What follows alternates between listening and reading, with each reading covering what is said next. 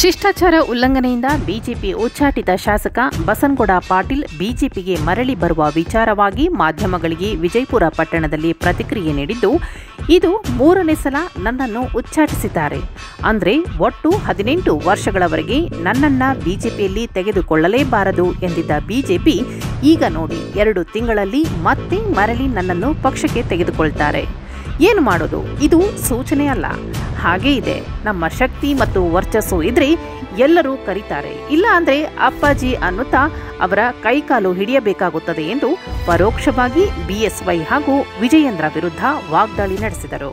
ಆ ಸ್ವಾಮಿಗಳು ಯಾವ ಜಗದ್ಗುರುಗಳ ಕಡೆನೂ ನಾನು ತೊಗೊಂಡಿಲ್ಲ. ಯಾವ ಜಗದ್ಗುರುಗಳು ಕಾಲು ಮುಗೋದು ನನಗೆ ಮಂತ್ರಿ ಮಾಡಿಸ್ರಪ್ಪ ಅವರ, ನಿಮಗೆ 11 ಲಕ್ಷ ರೂಪಾಯಿ ಪಾದ ಪೂಜೆ ಮಾಡ್ತೀನಿ ಯಾವ ಸ್ವಾಮಿ ಬಳಿ ಹೋಗೋದು ಇಲ್ಲ.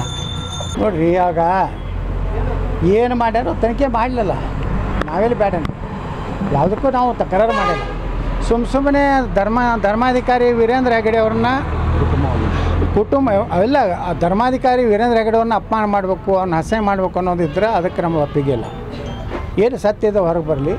ಯಾವುದೇ ಒಂದು ವ್ಯಕ್ತಿನ ಅಥವಾ ಒಂದು ದೇವಸ್ಥಾನ ಟಾರ್ಗೆಟ್ ಮಾಡೋದು ಅಂಥದ್ದು ನಿಮ್ದಿದ್ದರೆ ಅದನ್ನು ನಾವು ಒಪ್ಪಲಿಕ್ಕೆ ತಯಾರಿಲ್ಲ. ಯಾಕಂದ್ರೆ ಸನಾತನ ಧರ್ಮ, ಜೈನ ಧರ್ಮ ಇವುಗಳನ್ನು ಟಾರ್ಗೆಟ್ ಈ ದೇಶದಲ್ಲಿ ಮಾಡೋದು ಕೆಲವೊಂದು ಗುಂಪು ಅದಾವೆ. ಅದಕ್ಕೆ ಸುಮ್ಮನೆ ಧರ್ಮಾಧಿಕಾರಿಗಳನ್ನು ಮಧ್ಯ ತರುವಂಥ ಕೆಲಸ ಏನು ಮಾಡ್ತಾಯಿದ್ದಾರೆ, ಇದನ್ನು ಯಾವುದೇ ಪರಿಸ್ಥಿತಿಯಲ್ಲಿ ನಾವು ಒಪ್ಪೋದಿಲ್ಲ. ಯಾವುದೇ ರೀತಿ ಅವರಿಗೆ ತೊಂದರೆ ಆಗೋ ರೀತಿಯಲ್ಲಿ ಅಂದ್ರೆ ಅವರು ಅದ್ರಾಗ ಪಾತ್ರ ಇಲ್ಲ ಅಂತೇಳಿ ಈಗಾಗಲೇ ಸ್ಪಷ್ಟ ಹಲವು ಬಾರಿ ಹೇಳ್ಯಾರ. ಒಬ್ಬ ಧರ್ಮಾಧಿಕಾರಿ ಇದ್ದವರು ನ್ಯಾಯ ಇರೋದೇ ಧರ್ಮಸ್ಥಳದಾಗ. ನಮಗೆ ಏನಾರು ಆಯ್ತಂದು ಧರ್ಮಸ್ಥಳದ ಹೆಸರು ತೊಗೋತಾರ ಇಲ್ಲ?